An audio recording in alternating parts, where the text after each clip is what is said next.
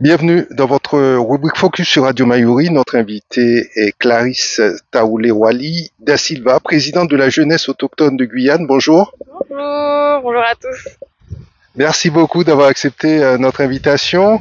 Alors, qu'est-ce qui vous justifie votre présence actuellement en Guyane? Alors, je suis en Guyane pendant cette petite semaine à l'occasion du colloque amazonique qui est organisé par la Tête dans les images, la rencontre photographique de Guyane. C'est un colloque qui s'appelle Amazonique et qui regroupe des artistes et des chercheurs des Caraïbes, des Antilles jusqu'au Brésil. Et du coup, c'est une petite semaine, il y aura beaucoup de conférences et il y a surtout des groupes de travail qui ont été organisés ce matin, par exemple, où il y a eu des sortes de tables rondes, d'échanges entre les chercheurs et les artistes sur les cosmovisions de l'Amazonie. Donc ça permettait de parler de nos réflexions, de notre vision sur ce qu'est l'Amazonie, sur comment on a envie de le penser, tant dans l'art, tant sur plein d'autres aspects. Et toute cette semaine, il y aura des conférences sur l'art en Amazonie, sur énormément de réflexions. Et ça se termine ce jeudi. Et les conférences ont lieu à la Maison des Cultures et des Mémoires de Guyane. Voilà. Vous aurez à prendre la parole ou vous avez déjà pris la parole? Alors non, je ne prendrai pas la parole. J'ai participé moi juste au groupe de travail qui permettait d'émettre des réflexions sur les visions qu'on a sur l'Amazonie. Mais il y aurait une restitution ce jeudi matin à la Maison des Cultures et des Mémoires de Guyane. Donc il y a quelqu'un qui est désigné pour faire la restitution parce qu'on était beaucoup de monde à travailler dessus. On était 3 groupes de travail quand même avec plusieurs modérateurs. Donc voilà, c'est ma petite pierre à l'édifice. C'était ce matin. Alors, parlez-nous de vos missions, de vos fonctions en tant que présidente de la jeunesse autochtone de Guyane. Alors mon rôle en tant que présidente de la jeunesse autochtone de Guyane n'a pas changé depuis mes 7 ans d'engagement, même si le titre de présidente m'est venu qu'il y a à peine 2 ans. C'est beaucoup de plaidoyer, beaucoup de relations avec les médias et les politiques. Mon rôle va sur défendre les revendications et les droits des peuples autochtones. J'ai beaucoup été active au sein des mécanismes des Nations Unies cette dernière année. J'ai été au mécanisme d'hectares sur les droits des peuples autochtones. J'ai fait la formation pour les droits des peuples autochtones aux Nations Unies aussi il y a 1 an. J'ai participé au forum permanent sur les droits des peuples autochtones à New York et j'ai participé aussi au forum sur les droits de l'homme et le business. Voilà, j'ai fait un peu le tour des mécanismes de l'ONU. Et voilà, je continue mon travail de plaidoyer tant sur la question de l'orpaillage illégal, qui était un des sujets de mes discours aux Nations Unies, et tant sur la question des conditions de scolarisation et d'hébergement. Donc voilà, ce sont mes 2 plus gros sujets du moment, et voilà. Les retours jusqu'à présent sont-ils favorables sur ces sujets, notamment le l'orpaillage clandestin, l'hébergement sur le littoral, l'éducation également, les droits humains? Ce sont des sujets qui sont très très complexes. En début d'année, en janvier 2024, il y a un recours qui a été déposé contre la France pour non-efficacité dans le cadre de la lutte contre l'orpaillage illégal. Donc c'est un recours qui a été déposé avec un collectif d'associations, mais qui est surtout porté par les Wayana. Et c'est compliqué. Il y a un gros travail de politique à faire dessus pour être sensibilisé dessus. Le plus important, la priorité, c'est de la prise en charge des personnes qui sont impactées par un taux de mercure qui est 5 fois plus élevé que la normale. Ça, c'est la priorité, mais ça reste énormément de pourparlers. Et en tant que peuple invisibilisé, donc avec les revendications qui vont avec et les réalités du territoire, et là on le voit aussi avec la sécheresse en cours, ça fait un moment qu'on alerte sur les impacts, les changements climatiques, etc.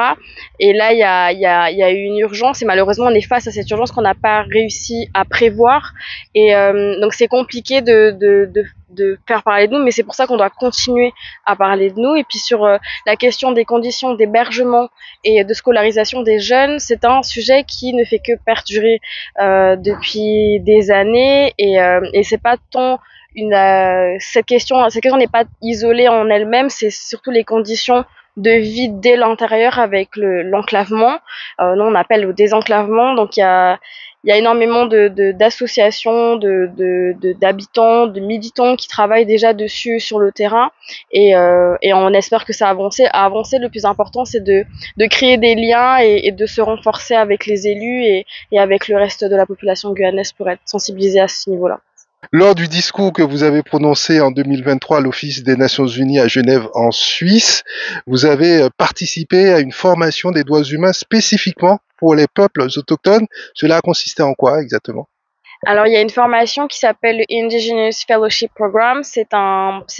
Une formation de 4 semaines environ qui se passe toutes les années entre le mois de juin et de juillet et qui se finalise par la participation au mécanisme d'experts sur les droits des peuples autochtones. Donc, c'est une formation qui nous enseigne le droit international et les mécanismes des Nations Unies, mais surtout la méthodologie, la manière dont on va utiliser ces mécanismes et comment on va analyser les conventions pour les utiliser dans la défense de causes autochtones. Moi, j'ai été envoyée par l'Organisation des Nations autochtones de Guyane, qui est l'organisation qui envoie les jeunes militants en formation. Là, on est 5 déjà en sortie experts des Nations Unies, et c'est une formation c'est un peu une formation juridique très rapide, condensée en 3 semaines, et c'est une formation où on est une quarantaine de boursiers venus du monde entier, et il n'y a pas beaucoup de personnes de la Guyane qui y vont, donc c'est toujours un honneur de partir à cette formation et de participer au mécanisme. Et une fois qu'on finit cette formation, on peut directement aller dans plein de mécanismes au sein des Nations Unies pour émettre des discours, par exemple, beaucoup de plaidoyer, et du coup c'est ce que j'ai fait. Colloque également sur les langues autochtones d'Amérique du Sud au Collège de France. Il y a eu un colloque qui a été organisé par une délégation brésilienne et on a parlé des langues, l'importance de la culture, on a parlé de la vision autochtone sur comment on enseigne les sciences sociales, et il y avait aussi beaucoup d'échanges, et c'était très enrichissant de participer à ce colloque en sachant que c'est quand même un endroit de prestige dans les études dans les sciences humaines et sociales, et voilà, moi j'ai parlé des langues, de ma démarche artistique, de comment moi je voyais l'art, comment moi je voyais la place de l'autochtone dans le monde de l'art, et voilà, c'était un très très bon moment, et je pense qu'il en faudrait plus des conférences comme ça, mais qu'on devrait délocaliser aussi. C'est très bien de les faire à Paris, mais j'aimerais bien qu'il y ait un colloque de ce genre aussi en Guyane avec un peu plus d'invités de tous les plateaux des Guyanes, et voilà, ce serait tellement enrichissant de le faire en Guyane. Bon, peut-être un jour. Et croisons les doigts, ce sera peut-être pour bientôt. Alors, ce qui nous donne l'occasion d'évoquer votre formation, vos études, puisque vous avez fait une prépa à Toulouse, vous avez également participé, vous êtes en 4e année au concours des Beaux-Arts actuellement. Oui, je suis actuellement étudiante aux Beaux-Arts de Paris. Je viens d'être diplômée de mon premier cycle, donc de ma 3e année. J'ai présenté mon diplôme qui s'appelle Amanan, qui veut dire la vie en Kalinia. Et là, je rentre en mon 4e année. J'ai un mémoire à préparer pour cette année. Donc là, ce sera un mémoire sur la relation que l'on a avec la spiritualité et surtout sur les rites funéraires en Guyane, à partir d'une analyse sur les rites funéraires Kalinia.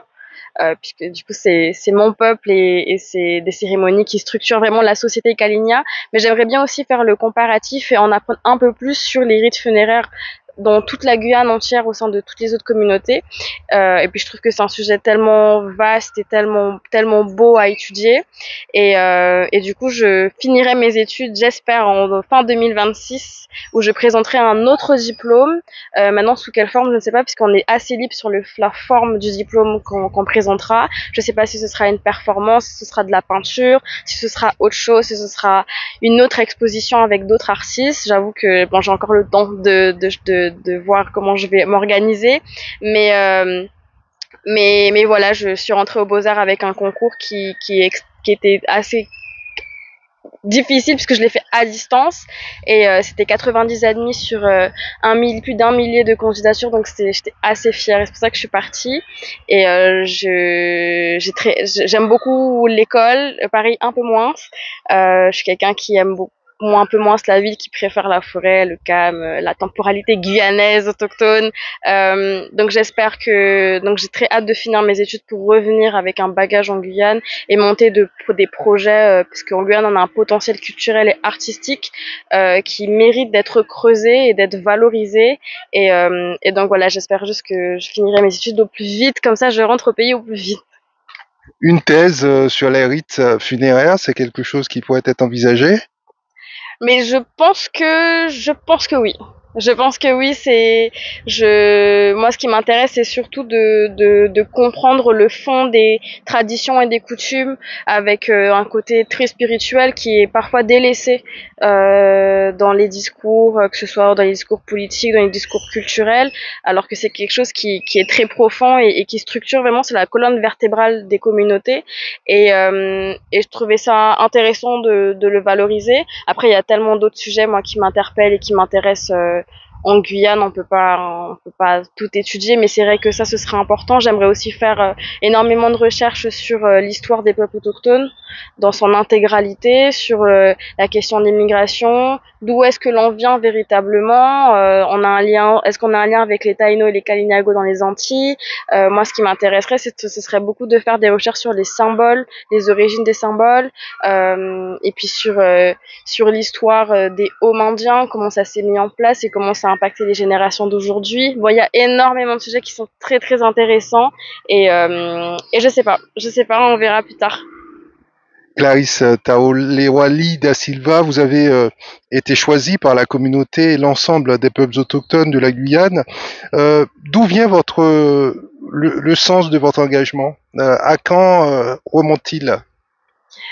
Oula, mon engagement remonte à, je crois que mes premiers questionnements ont été posés. Je pense que j'avais entre 12 et 13 ans. Ça a commencé très très tôt. J'ai fait mes propres recherches, j'ai fait mes propres réflexions en tant que jeune autochtone, métisse, qui à l'adolescence pose énormément de questions sur son identité. Euh, et puis la peinture aussi est arrivée à ce moment-là et je commençais à aller dans les cérémonies traditionnelles aussi à ce moment-là. Donc il y avait énormément de choses dans ma tête. Et quand il y a eu le mouvement de 2017, il y a eu le premier rassemblement des peuples autochtones depuis 84. Et ça a été un événement majeur dans la restructuration du mouvement autochtone et on voit à quel point ça a grandi jusqu'à aujourd'hui.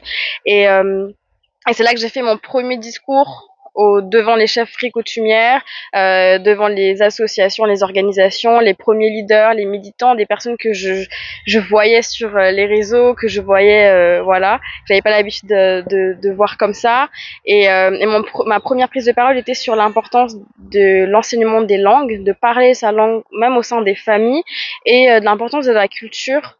Je parlais de ma frustration de ne pas savoir parler ma langue caligna, je parlais de ma frustration de ne pas pouvoir comprendre mon grand-père. Et du coup, ça permet de questionner l'origine de ce entre guillemets problème et du coup ça remonte aussi à un système qui a été établi par les Hauts-Indiens de ne pas parler la langue. Il y a une dévalorisation qui s'est mise en place, mais en tant que jeune génération on a aussi cette responsabilité du coup de défaire ces choses-là, de casser des portes et de casser le lien et de se dire non, en fait, moi j'ai envie d'apprendre ma langue, j'ai envie de réapprendre ma culture. Et c'est à partir de là, en fait, que quand j'ai commencé à rentrer dans le mouvement autochtone, où j'ai dû aussi apprendre sur le tas, puisqu'en fait, je me suis rendu compte qu'il y avait énormément de problématiques. Et sur la question de l'enfance, des conditions de scolarisation et d'hébergement des jeunes de l'intérieur, c'est un sujet que je connaissais déjà depuis des années avant 2017. Et du coup, c'était logique que maintenant je continue à porter ce sujet-là. Mais il y avait énormément de sujets, l'orpaillage illégal, l'industrie minière, parce qu'à l'époque il y avait Montagne d'Or, les conditions d'accès aux soins, à la santé, à l'éducation. Il y avait énormément de choses qu'il fallait encore réfléchir dessus. Et puis il y avait surtout les revendications politiques. Il y a tellement de choses et du coup j'ai appris sur le tas, je me suis nourrie des expériences des autres et voilà maintenant on voit où j'en suis aujourd'hui, mais quand on rentre dans un militantisme c'est vraiment parce que ça nous prend au cœur et j'espère que je fais vraiment du mieux que je peux et j'espère que ça va porter ses fruits et le plus important c'est qu'on soit pas tout seul. Moi, je suis pas la seule militante. On est beaucoup, on est plusieurs. Il y a une autre génération qui se prépare. On compte aussi sur elles. Et le plus important, c'est eux de les encadrer, de les accompagner du mieux qu'on peut. Et voilà, ils feront sans doute mieux que moi. Et moi, j'essaie de le faire à ma petite échelle. Et voilà, mais quand on est militant et ça prend le cœur. Et voilà. Vous n'avez pas parfois l'impression d'avoir trop de responsabilités ou trop de personnes qui comptent et euh, qui espèrent sur vous au point de vous mettre, oui, une espèce de pression finalement. Mais comme je disais, on n'est pas tout seul. On n'est pas tout seul et ça, c'est le plus important. Il faut pas personnifier un mouvement. On n'a pas tous les mêmes vécus, on n'a pas tous les mêmes ressentis, on n'a pas tous les mêmes visions des choses, on n'a pas tous les mêmes idéologies non plus.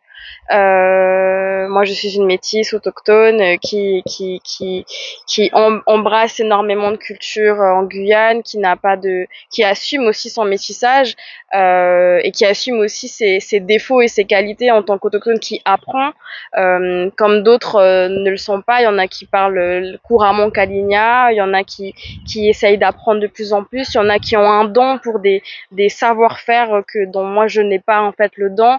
Voilà, on est tous différents, mais moi je ressens pas forcément de pression parce que on travaille quand même, on est plusieurs organisations, plusieurs militants, on est plusieurs leaders. Et puis on a nos chefferies coutumières, c'est aussi eux qui ont la plus grande responsabilité puisque c'est une autorité coutumière qui ont la responsabilité d'un village, qui ont la responsabilité d'une représentativité, d'une représentation autochtone. Donc en fait c'est eux qui ont le plus de pression, j'ai l'impression, mais on n'est jamais tout seul et ça ce qui est important, c'est de pas se mettre la pression et de collaborer, de travailler ensemble et d'avancer ensemble surtout. Donc là, vous êtes dans une espèce de mouvement citoyen, vous pointez le doigt sur certaines problématiques qui posent problème. Alors très souvent, on a envie de passer de l'autre côté, c'est-à-dire du côté des décideurs, en s'engageant directement en politique. Est-ce que vous, c'est quelque chose qui vous attire? Pas forcément. C'est souvent le parcours que l'on voit des militants, puisque en fait ils se fatiguent au point de dire tiens ça va pas, il faut faire des manifestations, des marches. Ils se sentent tentés de passer de l'autre côté. C'est une question à double tranchant. Vraiment, c'est vraiment une question à double tranchant. Moi, je sais que personnellement, j'aspire pas forcément à une grande portée politique. Moi, ce qui m'intéresse, c'est vraiment les activités qu'on peut mettre en place à notre échelle, à nous. Alors, au niveau des autochtones, ce sera plus au niveau des villages. Comment est-ce qu'on peut valoriser telle chose? Comment on peut valoriser telle culture? Comment on peut accompagner la nouvelle génération? Comment ne pas refaire les erreurs du passé? Moi, c'est ce qui m'intéresse. Alors, certes, en politique, il y a forcément des décideurs et c'est toujours intéressant d'avoir un pied dedans pour comprendre aussi le système et comment les choses se passent. Ça, c'est très important. Moi, j'ai vu comment les Nations Unies fonctionnaient. J'ai vu comment le monde militant fonctionnait. Là, je suis en train de voir comment le monde politique fonctionne. Et on voit parfois, on est complètement submergé. On se dit qu'on va vers des idées utopiques. Mais c'est aussi ça le danger. Le plus important, c'est qu'il faut voir à une plus petite échelle comment est-ce qu'on s'organise. Parce qu'en fait, finalement, ce sont des micro-activités qui font les grandes choses. Et bien évidemment, il est toujours important d'être visible tant au niveau politique, tant au niveau culturel, tant au niveau de plein de choses. Et ce sont des activités qui finalement se complètent les unes des autres. Je pense aussi qu'on doit être présent dans tous les domaines, moi je pense. Alors vous étiez parti aux États-Unis, à New York, du 15 au 26 avril pour participer au Forum des Nations Unies sur les questions autochtones à New York. Il y avait des délégations d'un peu partout, du Canada, d'autres pays, des États-Unis déjà. Et à ce forum permanent, c'est l'un des plus gros événements autochtones en termes de droit international sur le droit des peuples autochtones. Et je crois qu'on est à plus de 5000 personnes à ce forum, si je me trompe pas. Mais il y a énormément de personnes, beaucoup de militants du monde entier. Il y a des délégations entières qui arrivent. Et du coup, c'est un très très grand enrichissement une fois sur place On peut directement parler de nos problématiques. Et puis c'est ça aussi qui fait du bien, c'est qu'en tant qu'autochtone, entre autochtones, on se comprend très rapidement, on comprend nos problématiques. Et c'est aussi hyper important de voir la complexité aussi de la place de la Guyane. Parce que moi, quand je suis partie à New York, j'ai dû expliquer pourquoi la Guyane n'était pas indépendante, que j'avais un passeport européen, que j'étais française, et que c'est pour ça que je parlais français, mais que je suis autochtone en même temps, mais je suis aussi brésilienne. Il y avait énormément de complexité et il faut à chaque fois expliquer, c'est toujours compliqué aussi pour nos voisins qui sont des pays indépendants, de leur faire comprendre la complexité de ce qu'est la Guyane. Et mais aussi il y a quelque chose de très important, c'est que j'ai vu qu'on était très invisible finalement au niveau international et c'était un peu ça le danger. Et du coup, toute ma perspective a totalement a été chamboulée quand je suis partie à New York. Et puis il y a aussi autre chose qui m'a chamboulée, c'était que j'avais rencontré des personnes qui sont là depuis longtemps dans les mécanismes des Nations Unies et qui connaissaient Alexis Tchouka, qui est juriste autochtone, qui était juriste autochtone et qui nous a quittés il y a un an. Et et je trouvais ça assez fou de me remettre de choisir une voie que lui il avait déjà qu'il avait ouvert pour nous puisqu'il a fait partie du groupe de travail qui a établi la déclaration des Nations Unies sur les droits des peuples autochtones et ces personnes m'ont demandé pour lui et puis voilà les connexions se sont faites et beaucoup d'émotions quand je suis partie à New York c'est vrai de savoir que j'allais là où Alexis en fait avait ouvert la voie et donc du coup c'est toujours un honneur de pouvoir poursuivre un peu poursuivre son chemin et voilà, un peu beaucoup d'émotions, mais c'est très très inspirant et j'espère que dans les années à venir, on aura des délégations assez grandes des peuples autochtones de Guyane pour y aller parce que c'est très important qu'on puisse parler de ce qui se passe ici. Qu'est-ce que l'on peut dire sur la position de notre pays, de la France, face à la question des autochtones? C'est vrai que en 2007, il y a eu un soutien très remarqué, mais souvent assez critiqué. Vous qui participez souvent à des forums, à des colloques, euh, est-ce que vous avez le sentiment d'être soutenu au niveau national? C'est très compliqué, mais quand on rentre dans un mouvement de reconnaissance des droits des peuples autochtones, il y a quelque chose de très important en tant que jeune leader, en tant que leader tout court, c'est de vraiment connaître les raisons pour lesquelles la France ne va pas vers une reconnaissance pleinement assumée. C'est tout simplement parce qu'il y a un principe d'indivisibilité de la République qui est connu, qui est inscrit dans la Constitution. À partir du moment où on a ça en tête, on sait déjà que les négociations vont être très compliquées, très difficiles. Néanmoins, moi c'est quand même c'est vraiment une idée très utopique et très très optimiste de ma part, mais malgré mon pessimisme qui est tout le temps présent, mais je suis persuadée que qu'à travers la culture et à travers les arts, on peut peut-être sensibiliser la France à ça. Alors ça peut être un danger. Mais je pense qu'à partir du moment où on montre à la France qu'on est visible et qu'on accepte et qu'on veut se revendiquer guyanais ou autochtone ou bushinengue ou tout ce qu'on veut avec nos propres cultures, qu'on a envie de les valoriser, je pense qu'au bout d'un moment la France n'aura pas le choix. C'est pour ça que moi je n'ai plus honte, je n'ai pas honte du tout de mettre du génipa sur moi, de me tatouer, de mettre mes boucles d'oreilles avec mes graines rouges et je pense que quand on a une revendication identitaire, faut l'assumer pleinement et c'est ce que je fais et la France, c'est ce qui la dérange, j'ai l'impression. Maintenant sur ce qui est compliqué avec la France, c'est que bon, là, on parle au niveau autochtone, mais on voit très bien que la France a vraiment du mal avec les territoires ultramarins en général. On le voit avec la mobilisation de la Martinique en ce moment. On l'a vu avec la Kanaki il y a quelques mois de ça. La Guyane en est en pleine crise avec la sécheresse.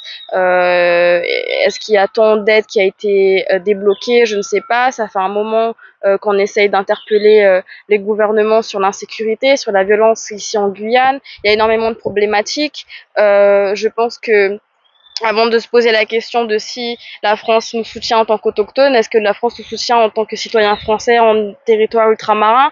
C'est aussi ces questions qu'il faut se poser. Et du coup, moi, je suis assez pessimiste sur la chose, mais ça ne veut pas dire qu'il ne faut pas arrêter de négocier et d'imposer aussi ce dont on a besoin parce qu'on est quand même des êtres humains, on a des droits, on a besoin aussi d'être traités comme tels et le territoire est un beau territoire et on a besoin de le défendre et de le protéger coûte que coûte.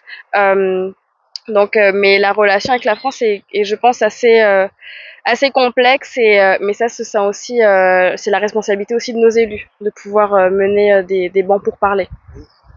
Alors, à quand les peuples autochtones de Guyane pourront parler d'une seule voix, puisque on assiste parfois euh, à des avis assez divergents sur pas mal de questions, notamment sur le leadership des organisations. Qu'est-ce que ça vous inspire, vous? Mais comme je le disais plus tôt, on n'a pas tous le même vécu et on n'a pas tous les mêmes idéologies et je pense qu'on doit ça accepter et l'assumer. Ça, c'est mon avis.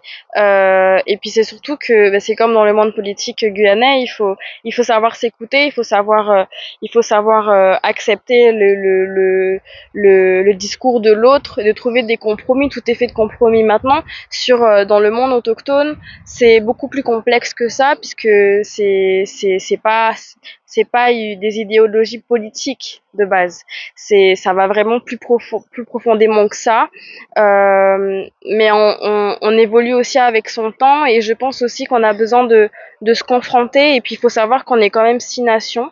On est 6 nations, on n'a pas la même histoire et on n'a pas les mêmes complexités, on n'a pas les mêmes relations avec le littoral, avec les institutions, on n'a pas les mêmes. Il y a des cultures qui se perdent beaucoup plus facilement que d'autres. Il y a vraiment énormément de choses qu'il faut prendre en compte. Je pense qu'au bout d'un moment, il faut se poser pour vraiment se rendre compte de la réalité des choses. Mais après, je pense que ça fait partie du jeu. Et comme dans le monde politique, on le voit dans les congrès des élus, ce sont des débats qu'il faut avoir, que ce soit même dans les communautés, et ça revient absolument au même. Mais encore une fois, chacun est libre de penser de ce qu'il veut. Et moi, je serai toujours là à pousser les personnes à. Le plus important, c'est que le monde soit conscientisé et se rendre compte qu'on n'a pas forcément raison ou tort, mais le plus important, c'est que le monde soit conscientisé pour pouvoir mener à bien des débats. Parce que si le peuple ne réfléchit pas, on n'avance pas. Et si on a des débats, c'est que le peuple réfléchit. Donc le peuple avance finalement. Il faut juste savoir s'écouter. Ça sera ma dernière question. Elle porte sur cette bourse de l'ONU dont vous avez bénéficié. Elle consiste en quoi, cette bourse? Cette bourse, c'est le Indigenous Fellowship Program que j'ai fait du coup en juillet, la formation. C'est ça, c'est le même nom. C'est juste que c'est une bourse qui est destinée aux peuples autochtones, mais c'est aussi une bourse qui est dédiée pour cette formation, mais qui permet aussi de financer le voyage dans les autres mécanismes des Nations Unies, comme ceux auxquels j'ai participé. Et cette bourse aussi finance d'autres voyages dans d'autres mécanismes et d'autres événements comme les COP, comme d'autres forums. Et moi, j'en ai fait que 3. Et voilà, je pense pas que j'en referai plus. À la COP 29, vous étiez représenté ou pas? À la COP29, non. Alors, c'est ça qui est très compliqué, c'est que la Guyane est sous-représentée, voire pas du tout représentée dans les mécanismes de l'ONU. Alors déjà parce qu'il y a une méconnaissance, il n'y a pas assez de pédagogie sur ce qui peut se passer au niveau international. Et ça aussi, c'est quelque chose que je vais changer en 2025. Je vais faire mes restitutions de mes travaux aux Nations Unies pour faire de la médiatisation et surtout faire de la communication sur comment se passe une participation au sein des Nations Unies, au sein des mécanismes, tant pour les peuples autochtones, parce que c'est important que mon peuple, les communautés autochtones puissent comprendre comment les choses fonctionnent et qu'ils comprennent aussi les opportunités et de comment ils peuvent aussi partir pour parler de ce qu'ils veulent, de la cause qu'ils défendent, parce que chacun a aussi sa cause qu'il défend. Et puis ça permettra aussi de faire comprendre au peuple guyanais aussi comment nous, en tant qu'autochtones, on a fait ce travail-là. Donc j'espère faire cette restitution l'année prochaine dans plusieurs villages et d'autres et plusieurs communes et en espérant que dans quelques années il y aurait vraiment une grosse délégation autochtone, mais ce qui est encore plus important c'est qu'il y ait une population guyanaise aussi. Il y a les peuples bushnengue qui ont les mêmes modes de vie que les peuples autochtones et là dernièrement en Colombie ils ont été les afrodescendants ont été reconnus comme défenseurs de l'environnement au même titre que les peuples autochtones et ça je pense que c'est une grande avancée et ce sera aussi, je pense, assez important et enrichissant que les peuples bushnengue partent aussi. Il y a d'autres forums qui sont pas que autochtones, il y a aussi d'autres forums qui sont ouverts à un plus grand public et je pense que là, ma mission de 2025, ce sera de faire de la communication sur ça avec une grosse restitution et j'espère que la Guyane sera représentée au sein des Nations Unies et puis voilà, plein de bonnes choses. Vous n'êtes pas fermé aux peuples autochtones. Quels sont vos projets pour nous quitter, votre actualité, vos projets?